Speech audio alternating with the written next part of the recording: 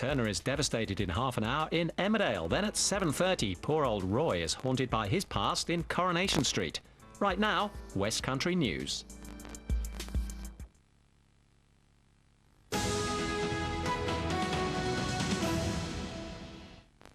Good afternoon. Exeter City officials have spent the day planning the club's big FA Cup replay against Manchester United. The match will take place on Tuesday, 18th of January, and with a St James Park capacity of under 10,000, their biggest task is to make sure there's a fair distribution of tickets. No, I'm afraid tickets aren't on sale today for Manchester. It may be a Sunday, but the phone lines into St James's Park have been red hot all day. Fans eager to get another taste of the FA Cup atmosphere and celebrations they enjoyed so much at Old Trafford yesterday. Exeter took on and matched the most famous club in the world, and for them the Theatre of Dreams certainly lived up to its billing. Former Manchester United trainee Andy Taylor came closest to actually winning it for Exeter with a shot and a free kick in the first half. When Sir Alex Ferguson brought on his star players, Ronaldo, Scholes and Smith, there were one or two nervous moments for Exeter, but they held on for their most famous result ever. It was the best performance I've ever seen by any team in my life. I thought it was absolutely amazing, fantastic. We're over the moon. That's fantastic. It's great for the smaller club. It's a great day out. Looking forward to going back to Exeter now. We're just so pleased to have got through today, and the fact that there's a replay now is a fantastic proposition for everyone at Exeter again. And we'll once again have to, cross that bridge. I think it's on the 18th. Is it the replay? So nearer the time, we'll do what we did last time and give it some more thought then. The players were soon celebrating with their families at a hotel near to Old Trafford. Then it was back to the airport, a quick game of cards and another rapturous reception from the fans when they arrived back in Exeter just before midnight. Well, not surprisingly, the Sunday papers have been full of Exeter headlines today, but while the players and supporters may have had chance to enjoy these, the club officials have been busy planning the ticket arrangements for the replay on Tuesday week. There'll be an official announcement tomorrow, probably just before lunchtime. We've just got to make sure that the way we did it last time, it will be very, very similar to that. After yesterday's embarrassment, Sir Alex Ferguson is promising to field a much stronger lineup at St James's Park, and that could include Wayne Rooney. Mark Tyler for West Country News. 2 people have died and several have been taken to hospital after a 2-vehicle crash on the main road between Helston and Penzance. The dead are a woman in her 50s and a 34-year-old man, both are local.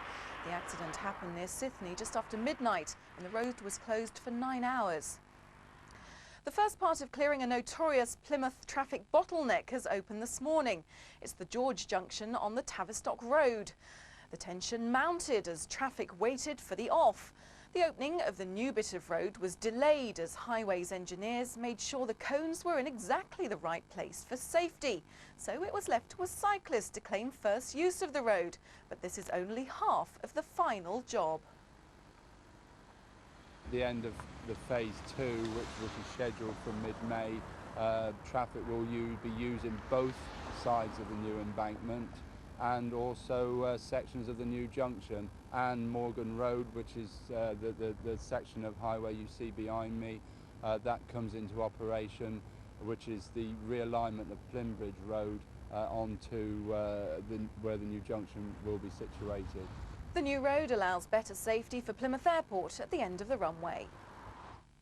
A new report into badger culling has concluded it's not an effective way to stop TB in cattle. The National Federation of Badger Groups says research carried out in Ireland suggests the number of cattle affected by the disease is only likely to change if every single badger's wiped out. Now, they wanted to raise £1,000 from their southeast Cornish village to do their bit to help the victims of the Indian Ocean tsunami. But in Stoke Climsland, they don't know when to stop.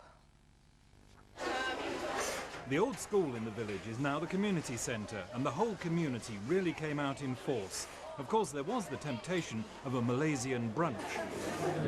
And after just over 1 week, we've raised £10,000, and thank you all, every single person of you, everyone who came and helped out and everybody who ate our food. Thank you.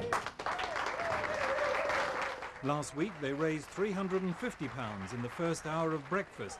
Today they excelled themselves.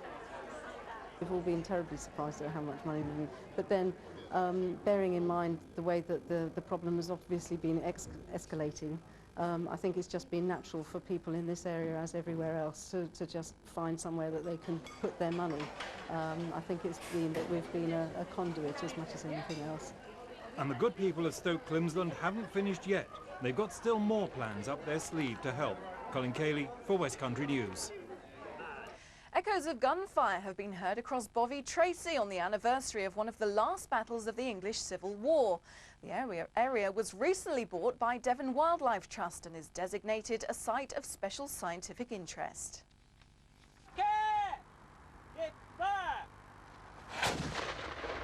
January the 9th, 1646, and Bovey Heathfield resonates to the sound of cannon fire.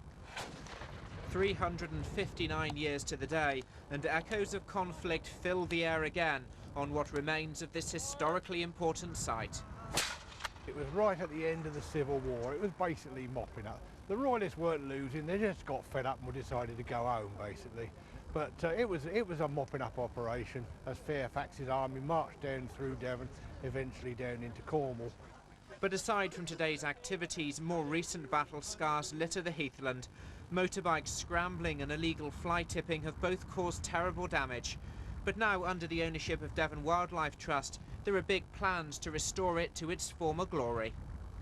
It's been bought really because it's such a valuable bit of heathland habitat. Heathland's now very rare, probably looking at 80 or 90% losses in the UK as a whole, and about 70% in Devon. In 1646, Bovey Heathfield covered 1,000 acres. Just 50 remain unspoilt by development. But now those are safely in the hands of the Devon Wildlife Trust. This historical site appears to have a more secure future. Jonathan Gibson for West Country News. Well, we all know how Exeter City got on, but what about everyone else? Here with the roundup, Jeff Welsh.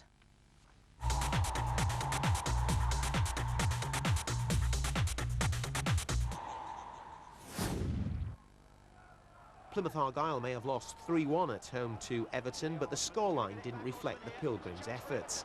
This was a match of if-onlys. If only Argyle hadn't conceded 2 goals in the opening 18 minutes. If only a few decisions hadn't gone against them. If only they could have scored a second goal. With the nation watching live on television, the Premiership side raced into a 2-0 lead through Leon Osman and James McFadden. But full marks to Plymouth, they didn't fold and fought back well. Bjarne Gudjonsson reduced the arrears before the break, and in the second half, Argyle stepped up the pace, and if they'd had the rub of the green, they could have caused an upset. The Merseysiders had a few anxious moments, but they rode their luck and secured the victory with 5 minutes to go, when substitute Nick Chadwick kept his cool to slot the ball home. So Argyle's cup dream is over for another year, but now it's back to what a lot of the Pilgrim supporters would consider more important matters: staying in the Championship. I felt anything that was 50-50 and the ref wasn't sure about, or the assistant linesman, it went in Everton's favour. And maybe if we were coming up against teams on the lower divisions, then we'd maybe get more in their favour. But as I said, we can't keep growing about the referee every week. It's up to players to go out there and express themselves and do what's asked of them. Unfortunately, we've not done that. To be fair to Plymouth, we expected a really tough game and they made it that. And we gave them what we thought was a poor goal back to make it 2-1. And as you would expect, if you're down in the cup, you know you don't get any second chances, you don't get other games to put it right. They sort of threw everything at it and made it difficult for us, but no less than expected. Yeovil Town made it 9 wins in a row to book their place into Monday's 4th round draw. The Glovers are playing so well that yesterday's 3-0 win at Championship strugglers Rotherham wasn't considered by many to be a cup upset. Cheered on by more than 1,500 travelling fans, Yeovil took the lead on the Armagh when top scorer Phil Jevons made it 19 for the season from the penalty spot after Paul Terry had been fouled in the box. That goal inspired the Glovers and they went on to take complete control. The only surprise was that it took them so long to secure the victory. Darren Way added a second 3 minutes from time and things got a whole lot better when Andreas Stolschers made it 3 shortly afterwards. Torquay United were in League One action yesterday at Huddersfield. The highlights are described by Dean Gripton. Oh, it's gone over, gets Skelton, and they've missed it! They've all missed it, and F.A. Sodja at the back post has capitalised on the error by Skelton. F.A. Sodja beating both Lopez and Taylor at the back post, and the Nigerian international scores his first league goal of the season. Torquay United have it all to do now.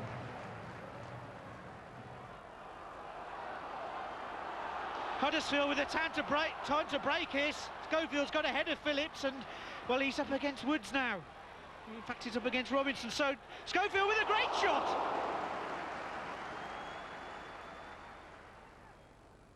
Now here's a chance for Akin Fenwa to go forward. McGlinchey with the cross. Oh, and a mistake by Sodja. The chance for Kevin Hill, and Kevin Hill, the first shot of the game for Torquay United, has ended up in the back of the net. Kevin Hill, totally against the run of play, has scored. The ball's going to come in long from Clark. Yes, he's looking for Brown. Brown flicks it on, it's dangerous, gets Skelton beat to it, and the ball hits the crossbar. So a useful point for Torquay in their bid to avoid relegation. Jeff Welsh for West Country News. Well, the weather outdoors may be miserable, but there are still plenty of things to do. Here's this weekend's What's on West. Christmas may be over for another year, but there's still time to catch Plymouth's Panto and Brian Conley in the Theatre Royal's production of Cinderella. He's also starring in a gala variety performance at the theatre on Sunday the 16th, with all proceeds going to the Tsunami Appeal. Fabulous scenes of Cornish life in times gone by are on display in a Newlyn paintings exhibition at the Plymouth City Museum and Art Gallery. Emerging in the late 19th century, the colony of artists in Newlyn recorded a way of life that has now largely disappeared. Time now to take a trip with Captain Nemo and travel 20,000 leagues under the sea. The Miracle Theatre Company's production of the Jules Verne classic is being performed at Bodmin Community College. Hydrogen hyperdrive? Some of you. Perhaps myself. Will not live to see the sun set over these mountains today. Now to the movies, and at cinemas this week is Oliver Stone's historical epic Alexander. Has known since the beginning of time. Conquer your fear!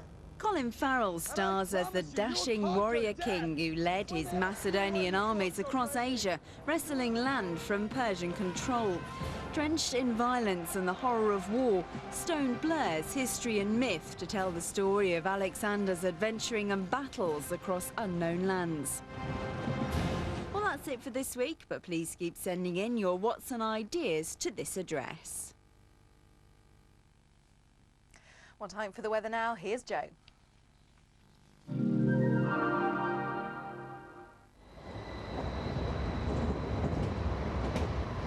A window on West Country weather in association with Wessex Trains. Hello again, good evening. Lots of wintry weather around at the moment, and if we look at this map behind me, we can see this huge area of low pressure making its way north, sweeping across the West Country. So more bad weather coming our way. Well, there's lots of cloud around tonight with some heavy bursts of rain later in the evening. Temperatures very mild with lows of just 11 Celsius, but it may feel cooler in these strong south to southwesterly winds. Well, not the best start to the week with more wet and windy weather tomorrow. You'll need your brolly as any outbreaks of rain will become quite heavy. But by the afternoon, things should improve a little with some sunny spells and isolated showers. Highs of 11 Celsius and more strong southwesterly or possibly westerly winds. Well, looking ahead, and there's quite a mixture of weather, but Tuesday is the day to be aware of, with winds predicted to reach gale force across the West Country. Wednesday and Thursday look to be the finest days of the week. So to recap, here's a summary, and tonight it'll be cloudy with outbreaks of rain and strong winds, and tomorrow it's wet and windy with some heavy spells of rain. That's it from me. Enjoy the rest of your evening. Bye-bye. A window on West Country weather in association with Devon and Cornwall railcards from Wessex Trains. Well, that's it for now. Enjoy the rest of your evening. From all of us here, goodbye.